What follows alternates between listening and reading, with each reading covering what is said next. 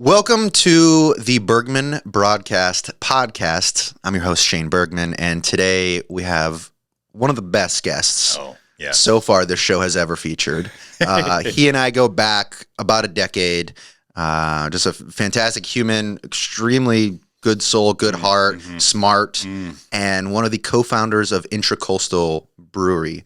One of those is true. One of those is true. One of those is true. One of those, and it's the last one probably. But so I brought Kyle Smyth on today to kind of talk about the expansion of Intracoastal, his history, how he got into it, talking about parenting, how he was a sailor, like true sailboat sailor, and wherever the conversation goes. So without further ado, Kyle, welcome to the show. Thank you. Thanks for having me. So can we just jump straight into Intracoastal? We're drinking, so I don't know if you guys can see this now. We've got a couple cans here, Southern Style Amber.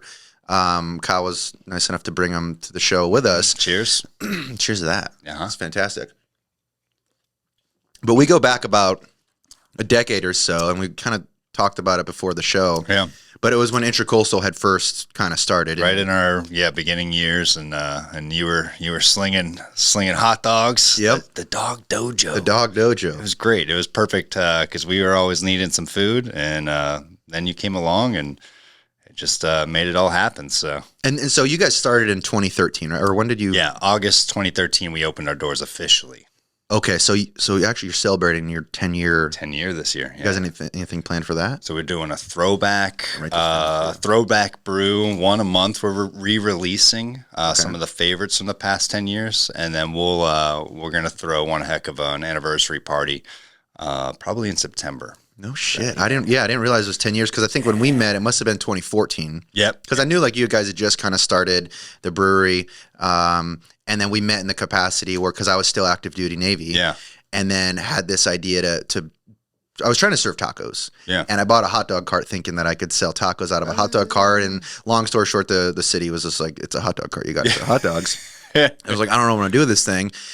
And I think I might have like just cold called, door knocked you because we didn't really have a relationship before that. And I was like, hey, can I bring this hot dog cart here and set up and sell hot dogs? And you were just like, hell yeah. Please. Come on. It was, I don't know if it was not bingo night, but it was maybe you did like there was some like a Wednesday night you used to do trivia maybe? We did trivia on Mondays and then Run Club on Wednesdays. Yes. Yeah. And we're still doing doing the Run Club. But I mean, we just needed something to, we didn't have a kitchen in the brewery. So anything we could get, we were always trying to find people to come on. So you're a huge asset for us. Yeah, it was great because we could wheel that thing in, and where it was your initial like where you used to brew your beers, the 3 tanks you had there. Yeah, I was able to bring that cart and just kind of slide it back there. Yeah, and then just set up, and people would come in, and I had I think Square at the time and set it up, and it was just like a really cool start to the relationship we have now because taking that a step further. I worked with you guys a couple years there, and then when I left the military, started real estate, but still continued to hang out. You brought me to some of the church functions that I think was where we actually were able to do things on a personal level with the men's group there, and just like continue and seeing the growth of Intracoastal. Yeah. With only 10 years is just amazing to see that. And when Adam Warner came into the fold, that's like everything was ruined.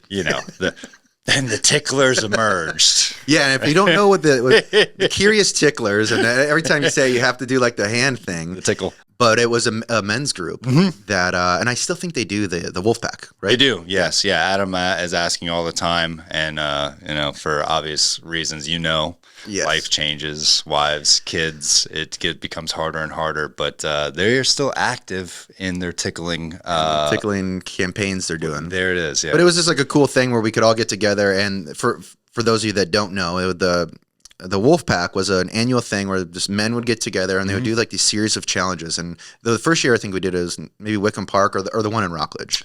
Yeah.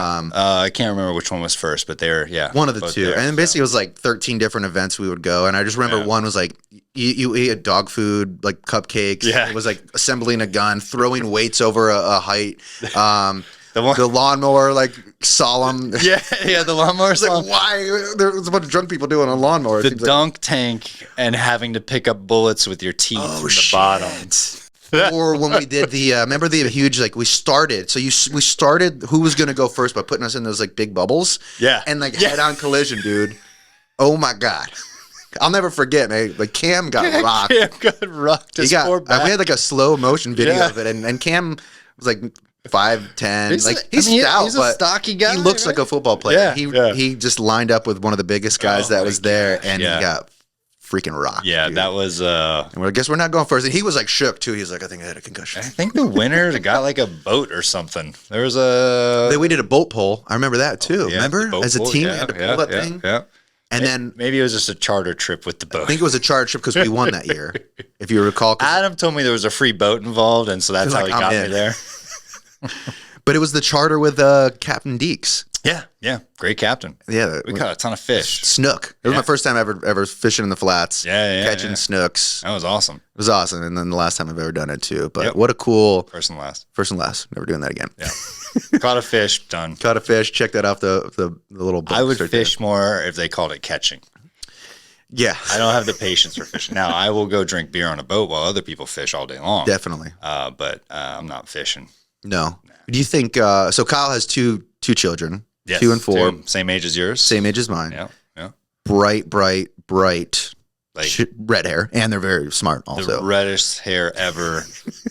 And I don't know if it's a coincidence, but our mailman is also a bright redhead. So, oh no, man, you just got a good mailman.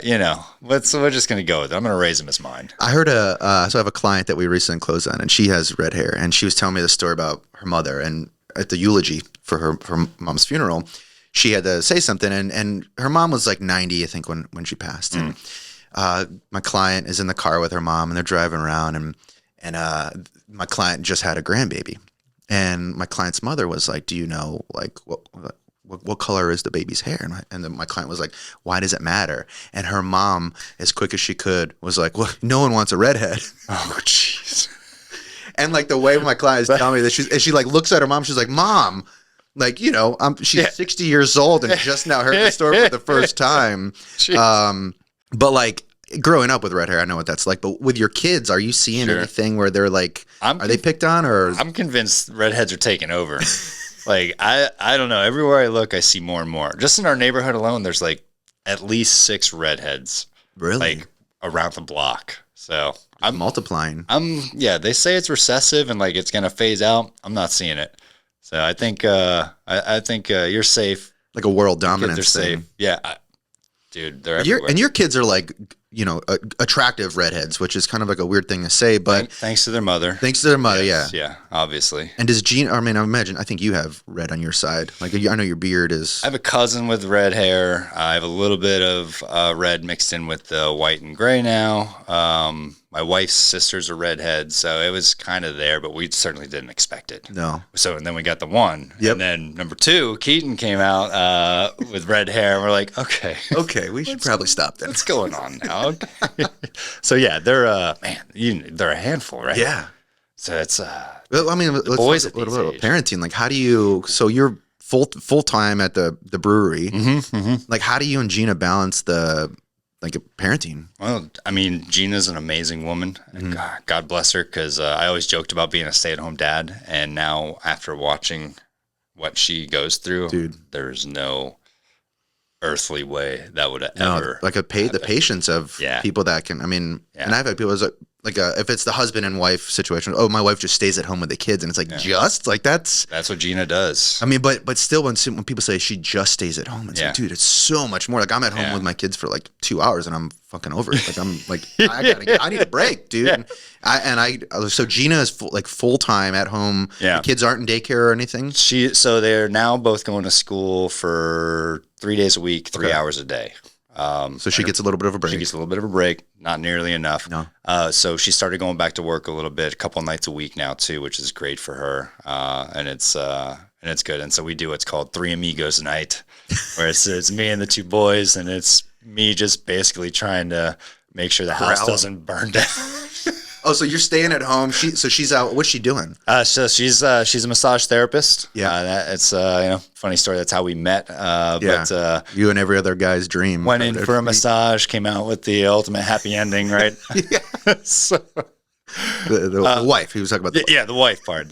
And kids, yeah, of course. no. Yeah, and 2 kids. Yeah. But yeah, no. So I'm just trying to just make sure the house doesn't burn down. Yeah. Make sure everybody's happy when they go to bed. Maybe get a little food into them. Clean them up a little bit so they don't look so dirty. And she trusts you, which is crazy with those kids alone. She's a saint. She's either a saint or doesn't have any clue who she married. Super desperate to get the hell out of there. No, it's hard, man. It's when my wife is out and I got the kids. Like, I feel like there's a little bit of time where I'm like, oh, cool, I got this. And then something just goes wrong, and then it's just catastrophe from there. Yeah. And the rest is just like trying to corral them. Cascades. Have you tried to take them out to eat, but with just you and not Gina? So not having the partner to... Not a chance. Not a chance. No, I do take them for popsicle. Okay. For a popsicle? Popsicle. We'll go to the popsicle shop. Okay. In Cocoa Village? Yeah. We go to River Road, right? Yep. We'll go get a popsicle and then back to the house. But a full-on sit-down meal, like even when Gina's there, the four of us, what a shit show. It's a shit show, dude, because I feel like you got a couple minutes, they're good. Yeah. I mean, I don't know about your kids, but mine, it's like Ethan, our 4-year-old, is fine. But then Eli, our little dude, he'll just give his like, I'm fucking out of here. And he just wants to roll around and like go on other people's tables. And then so it's like, it's always when the food will come too. And I got to get up and then corral him. And then I'm like, like signaling Rebecca. I was like, give me another beer. Like, I need time. And it's just, and then every time we're like, why do we even try? Like, why do we try this trick? This has been working fairly well. So we get there, we sit down, like, okay, sit down. Mm-hmm. We're going to order our food. And then I will take both of you out of this place until the food comes. So you're playing in like the patio or wherever the restaurant would have. If we're in the village, we'll walk over to the park and play. Or if we're, somewhere where there's no park, we'll just go walk down the street and look at things just to keep them moving. And then Mom gets a little break. She can sit there and sip her beer, wait for the food to come. When it comes, we get a text or a call. And we're like, okay, let's go. And so that works fairly well. Yeah. But yeah, no, they don't want to sit still. No. So it's good to hear that it's not just our kids. No, yeah. When you're like there, you're like, are my kids just there's some awful kids that they'll just sit there. I don't think so. And then there's, not that there's anything wrong with it, but our parenting style is we minimize our screen time. Yes. And so there's those kids though that you give them a screen and they'll sit there and that's fine. But we're trying not to do as much of that as possible. Yeah, so, I think we're on the same page with that because we'll try to limit TV time with that. So like we're in a routine now where Ethan will come home from daycare, watch a little bit, but we cut it off after about an hour. Yeah. And it's one of those like we're all getting back from work, everyone's a little stimulated. So it's a way to kind of like, okay, how do we get this situation, get dinner, and then throw Bluey on. Everyone loves it. Good to go. Yeah. All right, so parenting and Gina, that's great that she's back in the workplace because I know that has got to be extremely important for her mental sanity. Absolutely. And also like adults, I think need that adult interaction to kind of like, you can only be around your kids so long where you're just like morphing into that same language and everything. Yeah. And I see it. Yeah. You start talking to your parents like they're children, like, it's like fuck. Yeah. Okay. Something's got to change here. So yeah, you get it. And Rebecca's still working, right? Yeah. No, she's been full time. I mean, she did maternity after both kids were born, and then she's been full time. And we had, we were fortunate enough to have a nanny last year, and then put the boys in daycare now. Yeah. Or they're or school, we call it. But I mean, we both been full time the whole time with it. Yeah, man, dude. And our oldest are getting ready for kindergarten next year. It's hard to keep up with that. Like, is it VPK, the kindergarten? What do we got to do? We got sports coming up, all this stuff. Yeah. How many people ask you when you're going for the third? When you're going for the girl? Oh, it never stops. It's like everyone I run into, Uber drivers, like in the fucking Publix. Like people are like, when are you going for? Like, we just met. How about you get my name and then I can tell you there you our go. sexual routines. Like I told Gina going into this relationship, I'm tuned on. I'm not bringing more people in than I'm taking out. Yep. Essentially. Okay. But I also told her, look, I'm a fair guy. You can have as many kids as you want with someone else. I'll take care of them. Like, I'm a fair guy. It's all good. Yeah. Just have them put some groceries in the fridge once in a while. Or, pay your power bill. It's all good. Do little chores around the house.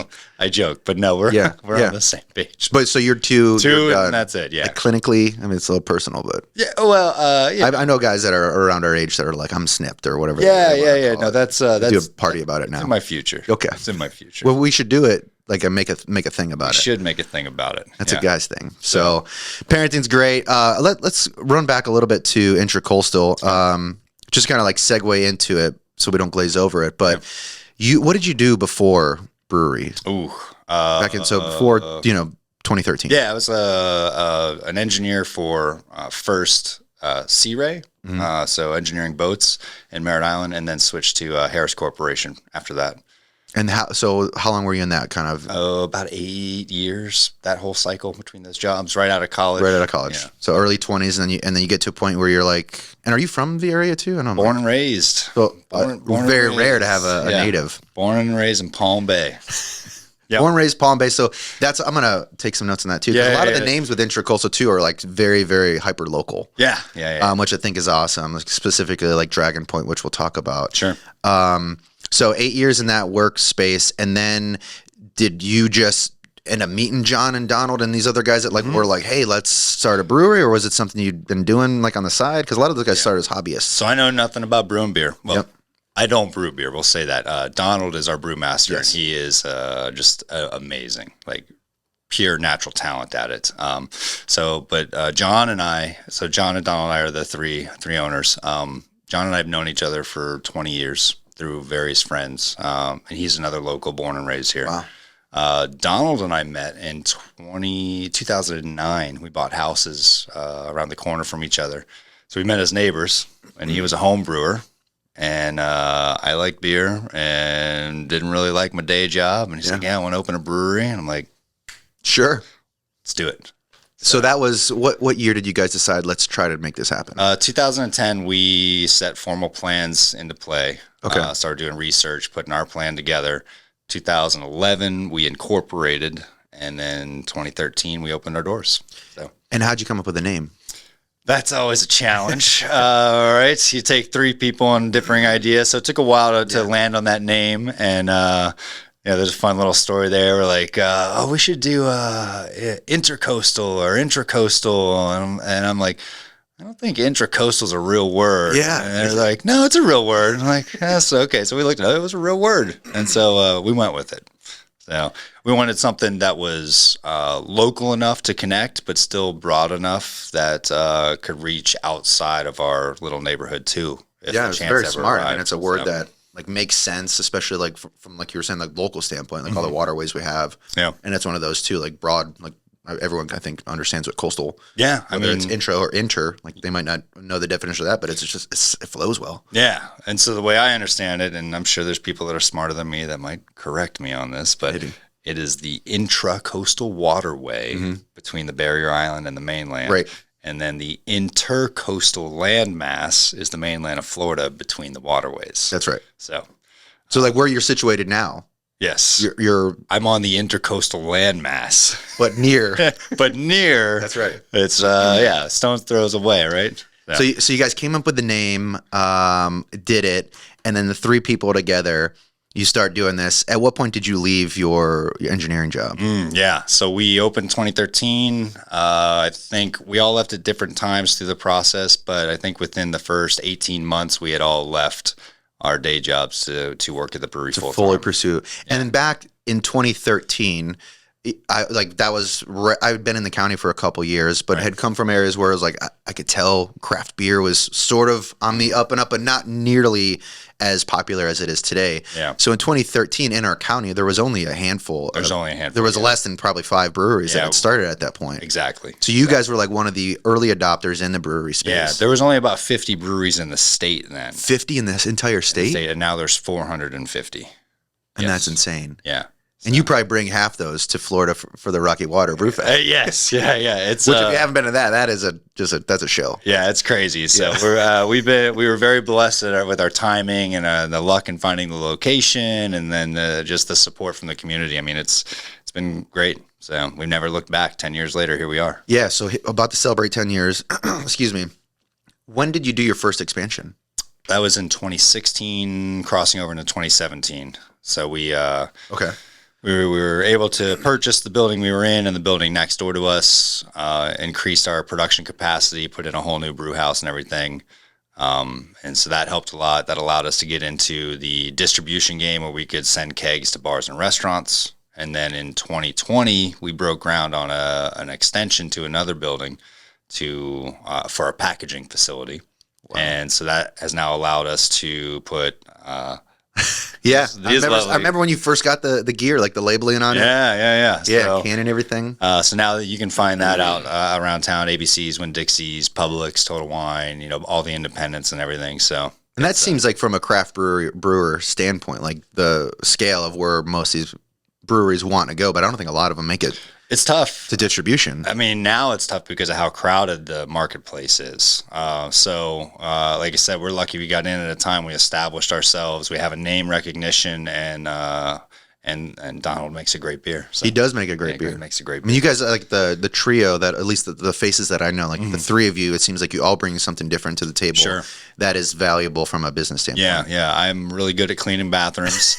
Donald's really good at making beer, and John's really He's got good the pretty at face. he's making people feel really welcome. He is. Yeah, he's such a good people guy, man. Yeah. And Donald, like, I don't know if people don't know like the difference between you guys. It's like you could tell, like Donald just looks like you're. Yeah. Like, he looks the part. He's a brewmaster. He looks their little brewery came guy. out of Oregon, but he's super smart though. Like that guy. Yeah, very, very brilliant. He's he went to Virginia Tech, environmental science.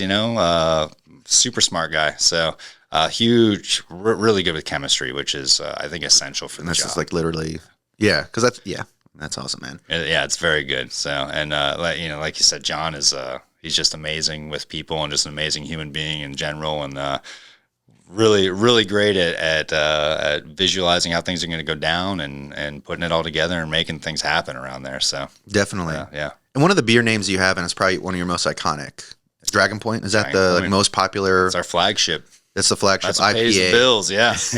And then do you have is it a double or is it double? It's just a straight up good old West Coast IPA. It's a classic style.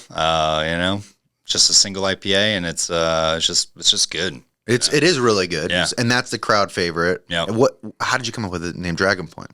Well, we were right there in downtown Eau Gallie and the southern tip of Merritt Islands there, which historically had the dragon on the land there, and it was called Dragon Point. So it's a historical landmark essentially that we're right close to. So, and with you being in the county as long as you have, were you able to actually physically get it? Because I know people get in the Dragon, and whether they partied or smoked weed or whatever it was, like the Dragon's no longer there. Yeah. But at some point it was, and people would go to the island on their boats or whatever it was and party there, and then get inside of the Dragon. Yeah. No, we never had the opportunity to do that. It fell in. It was in disrepair for a long time. Yeah. But it finally fell in 2004. So, it was like a huge concrete artist structure. In the 70s, the guy who lived on the point built it. Just to have it there, as a sculpture for folklore, whether it was for his kids or whatever. It was just cool. I guess he's just an artist that built it there. So, and then it's now this iconic thing that people talk about, and you see the video. You can see the old videos of people driving by, and it's like what it seems like the craziest. Why thing is ever. this here? Why would anyone ever do that?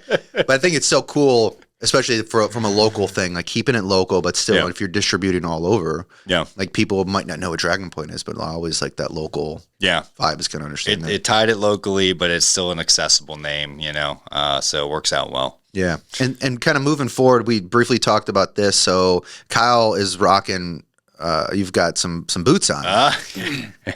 I'll connect the dots here in a second. But he's like bragging about these boots, and it sounded like straight out of like it was a sales pitch. He's like, my back doesn't hurt anymore. I'm an inch taller. Women love me. Yeah. I smell great now. And we're like, who paid you to do this? And he's bragging about his cowboy boots, and he's like, the next thing's a cowboy hat. And then like just casually jumped into the thing like you want to do you called it a bee farm or what? A honeybee farm? Well, I have we'll call it a romantic daydream of becoming a farmer. Yeah, or working somewhere in the agricultural space. Like 80% there. So I can't get a cowboy hat until I'm legit. So you got the boots and the mustache. I feel like I'm just not gonna on your way. Like it's a segue, right? But I can't get the hat until I'm legit. So we're talking about some ag operation to first starting with honeybees, so we can produce our own honey to make meads and other things at the brewery, which is something we're going to start doing a little more of. But it's just the whole full circle, kind of sustainability, aspect of things, like the farm to table concept. We want to start bringing that into the brewery as well. We have all this spent grain going out our doors every day to local farmers that feeds, animals and livestock and compost and all these things. So, we want to really continue that and kind of grow it and show people, hey, look, like we are utilizing our resources and our byproducts as responsibly and efficiently as we can. So. Yeah. So with the grain, like farmers come and pick it up, or how does? Yeah. I imagine there's a lot. About 15,000 pounds a week. That's a lot. Yeah. And so we've got 5 or 6 different farm operations that come by and pick it up. And then what do they use it for? Like I said, all sorts of things. Some guys are composting. Some guys are growing worms. We've got goat farmers, pig farmers coming by that they use it as feed. So what, if breweries, I guess I never thought about this, if breweries do not do that, what do they normally do with the... It goes into the landfill. It's just waste? Yep. But it could be used for all those other... Oh, yeah. Now, most breweries try and do something like this, but it's not feasible for every brewery depending on where you're located. Like if you're in a downtown Orlando area, a pain in the ass. It's a long haul for farmers to come, but I'm sure there's people that do it over there. So we're fortunate that we have a nice rural community here within Brevard County. No shit. And then so with the honeybee thing, you want to do a honeybee farm to start producing mead, and you had earlier said you're a couple weeks out from getting your. It's not a mead license; it's for wine, or so mead's classified as a wine. Okay. So as a microbrewery, a beer manufacturer, we're not able to make wine products. So we should have our wine license here soon. Be able to make some meads and ciders and things like that, and just bring some more awesome offerings to our customers. So. And what was it? So what did you categorize it? It was half mead, half beer. The thing what you had at the Renaissance. Oh, yeah. So we because we didn't have our wine license, when the Renaissance Fair reached out to us about making some mead for them. We decided on a braggot, which is a half mead, half beer. So to be classified as beer, it has to be 51% grain based majority, and so then the other 49% is honey. Was that your first time making that? Yeah. It was delicious. It was a lot of fun. It turned out really good. We bottled it, we kegged it, got it to the Renaissance Fair. They're super stoked with it. It's going really well. So I think the Renaissance Fair is one more week. I think this last weekend here. Okay. But it was like 10% alcohol content in that thing, so it was awesome. Meads and braggots are typically a little higher. I mean, now they're getting into some cool crafty session meads and things like that. You'll find them in cans and stuff that meaderies are doing. So is that like the kind of the next on the cusp of becoming extremely popular in the brewery space, or is that just something that's like? I think so. Like Florida lags behind the rest of the nation in all of this stuff. Everything. Always, right? Yeah. I mean, you name it, Florida's probably behind the rest of the country. So, and we can speculate all day long. But yeah, I mean, we're seeing a surge in people doing it and a demand for it. So it's one of those fun things that we're ready to start trying. From a production standpoint, is it more complicated than doing a brew? Or no, about the same. The same. Maybe just different ingredients. Maybe a little easier. There's not the whole mashing process, but yeah. And so when you make the mead now, and without where do you source your honey? So you got to have a lot of that. There's tons of pounds, or how do you honeybee operations around. I mean, even in the county. Yeah, there's tons. Yeah, and it's a great thing too because these honeybees, if you set it up right, they're our pollinators, right? We depend on them for almost all of our grown food. So I don't think you can. I don't think anyone would ever say you could have too many honeybees. No. And so as I'm learning more about it, the honeybee community is really supportive of each other. They help each other grow and start new operations. It's a really neat thing to be involved with. So I'm really hoping we can get into that. Yeah, I can remember it might have been before I met you. Because there used to be like a brew store, Brock's, or you could go and buy your own ingredients to make shit. And I remember we're trying to do a beer, and the guy I was doing with ironically his name was John, but not your John. He was wanting to do a mead, and so with no research at all, we just poured. It was 10 pounds of honey in this brew. Yeah, and then we bottled it, and it was the worst fucking thing I'd ever had in my life. And John, we held on to a couple of those bottles, and it was maybe 5 years later, he ended up getting married in New Orleans, right. and he fucking had the bottles with him. And we're just you guys aren't done drinking. Yeah, man, and we drank, and it was so bad. But I can remember brewing that shit in. I lived in Oceanside Village in a townhouse there at the time, and we're brewing it in the kitchen there. Yeah. Fucking terrible. Well, I mean, a lot more than just putting honey goes into it, but yeah. It was way more than that. Yeah. Here I'm thinking, cool, man. I already made the beer, just pour some honey in there and let it do its thing. Oh, I got you. Yeah. Literally had no, it was just an experiment. No, it's actually No beer involved in it. No beer was harmed in that. My gosh. Well, are there still bottles in existence? There probably is. I'm sure John has those, and he'll wait another 10 years to pull it out, and we'll all just probably die because of it. But he was brewing for a little bit, but definitely like, I want to say there was like a wave of guys that like tried to get into it, and just like whether in their garage, I'm sure they still do it. It's awesome. It's great. I mean, it's a really close knit community. So I know there's at least 3 or 4 other breweries and planning in town. So currently, yeah. Because what's the count that we have right now in Brevard County? 8. I think we have 8 like open and serving. Okay. So yeah. And I don't even know if I can ask you this, but obviously you're partial to Intracoastal. Is there like how close, tight knit? I mean, are you guys having your beers at other breweries, or is it like you draw the line there? I mean, we would, but it's tough. Like if someone's going to a microbrewery, they want to have their beer. They're not really interested in someone else's. So, I mean, we've tried to carry other breweries' beers. Other breweries have tried to carry our beers.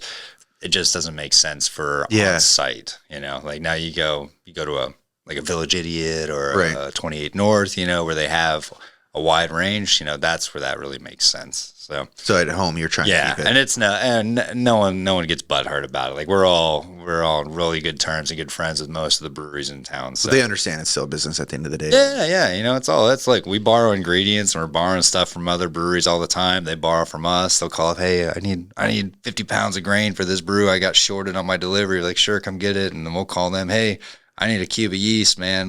So there's still a lot of collaboration. Oh yeah, absolutely. Yeah. Wow. Yeah, it's not too cutthroat yet. We're not like fuck off, fuck your grain. Like this is my no, we're not like the California or Oregon or anything like that right now, where they're just stacked up on each other, kind of vying for spots. But yeah.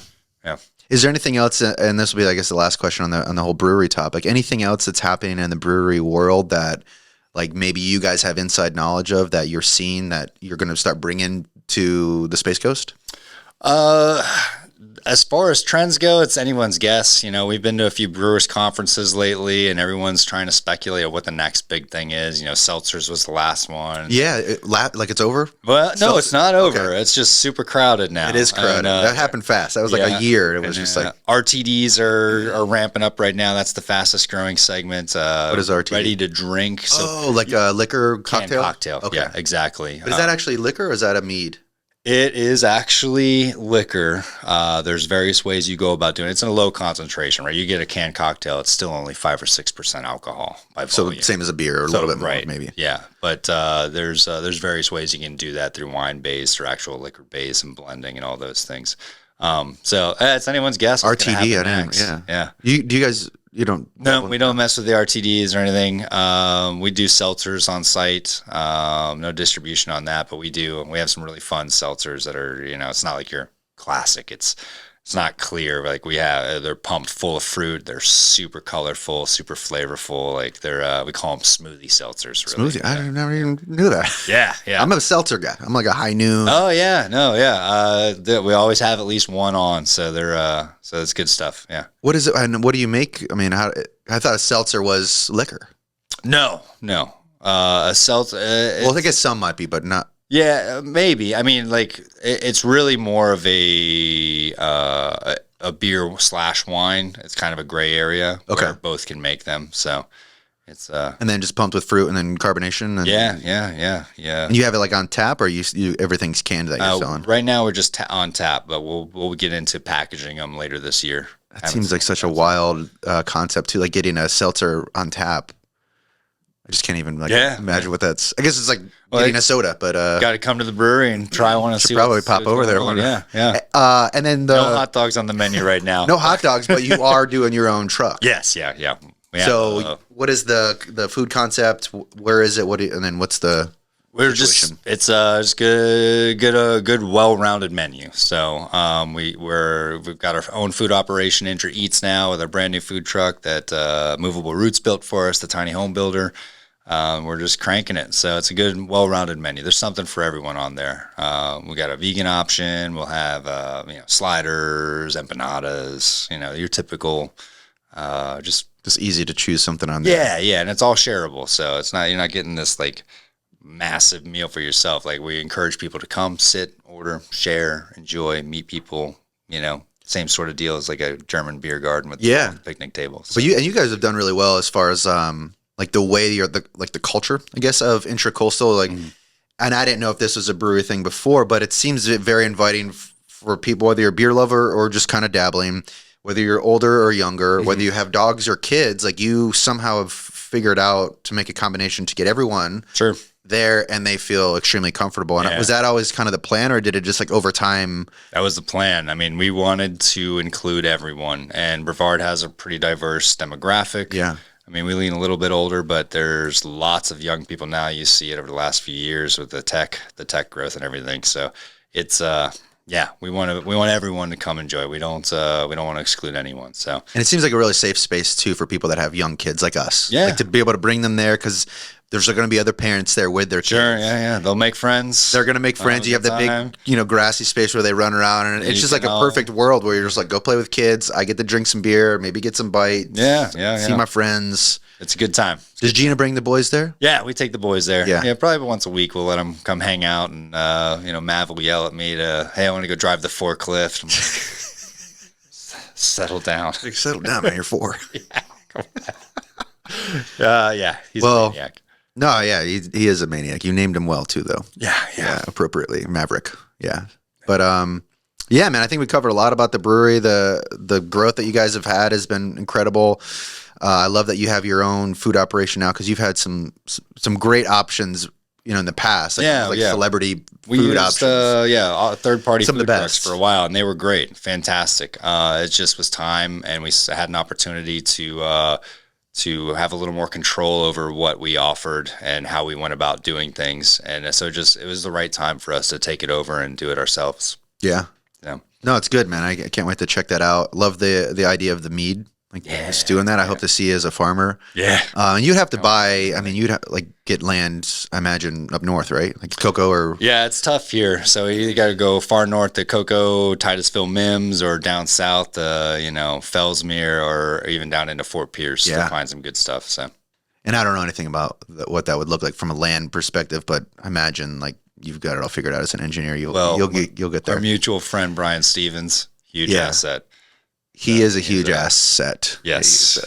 Brilliant attorney. Gorgeous man. He is really good. Yeah. Do you know? Tall drink of water there. He's in the farming too, man. I don't know. Talk about that, but he and his brother are working on some stuff. Yeah, he knows all about the ag land, so I've been leaning on him to help me figure this out. So he's. The operation that they're got the accent, he's got tall, dark, and handsome. He's really the one that inspired me. I should have had him on today, man. I know. Yeah. So, he does wear boots, right? Next week I get demoted to second best guest, right? Yeah. Yeah, we'll get Brian on next. I forgot about that. That's a great resource to have on that, because he's gonna be able to help you out. Yeah, he's just an awesome guy. So he's a wealth of knowledge and willing to share it all. So, and I think he did 1 or 2 years with us with the Ticklers. There was at least 1 year. Yeah, he's been in the Ticklers. Now he's president of EGAD, so Whiskey in the District tomorrow. Yeah, he's that's his pet project right now. So. And he's got kids too. He does. He's got 2 girls, same age as our boys. Yeah. So, it's weird. We all had kids around the same time. It's like there's something in the water. Man. Yeah. He's got a beautiful family. So, well, I think we should probably call it or get wrapped up a little bit. Sure. Is there anything else, if someone does not know Intracoastal or has never tried your beer, which would be, you must be living under a rock or believe it or not, there's people in the county still that have not tried or heard about it. Yes. Yeah. So how can they find you, learn about Intracoastal? Facebook, Instagram, or just come through downtown Eau Gallie sometime. Yeah. So it's probably one of the biggest buildings in Eau Gallie. It's hard to miss. You can't miss it. It's bright red. There's no other red buildings down there. Bright red, huge operation, great for all ages. Yeah. Whether you're drinking or not, that's a whole nother definition of that. Yeah. But bringing the family there. You are dog friendly as well, right? Absolutely. And then you mentioned your food truck is vegan friendly. Yes. So that is important for people that have dietary restrictions. Absolutely. So, awesome brewery, man. I'd love to see what you guys have done in the short 10 years. Yeah, short 10 years. Short 10 years. Blink of an eye, man. It's like, and then now with the kids, right? That's what they say. You're blinking the days are a grind, but the years just go by. Like they fly by. Oh my gosh, it's what they say, the days are long, but the years are shorter. That's it. Yeah, that's It does seem crazy. Oh my gosh. It's nuts. I can't believe. Yeah. 4. And you look well rested too. So. Oh yeah, definitely. Didn't miss a wink of sleep last night. Not at all, man. It was great. Kids get up at 3 o'clock. I didn't have a dog that needed to take a shit at 4. Nope. None of that happens. We sleep all night, every night, beautifully. Everyone sleeps in their own beds. There's no. It's perfect. There's no musical chairs at the beds at night at all. Oh, they're sleeping in the bed with you? Oh man, that's a whole nother topic. We'll just say this, and at some point in every night, someone is changing beds in the house. Really? Of the 4 of us. We've been fortunate to keep them locked in their rooms. Yeah, well, that's it. And they haven't explored out and realized that they can come in bed and sleep with us. Yeah, Mav can pick a lock. So no shit. I mean, short of barbed wire or a guard dog, I don't think we're gonna hold him back. I feel like that's next, though. You should probably do that. Yeah, that's next. But hey, man, thanks for being on. Thanks for bringing the beers. These are incredible. Yeah. And then also the mead. If you guys do go to the Renaissance, like make sure that you sample that mead because I had it last weekend and it was incredible. Yeah, the beer's great. But appreciate your time. Thanks for telling us the whole story about Intracoastal, your previous life. Thanks for having me. Yeah, dude, it's been an extreme honor. Thank you. Yeah. Thanks, man. Right on. Cheers. Right on. Cheers. Yeah, it is a great beer. Yeah, my go-to. Yeah, it's my go-to.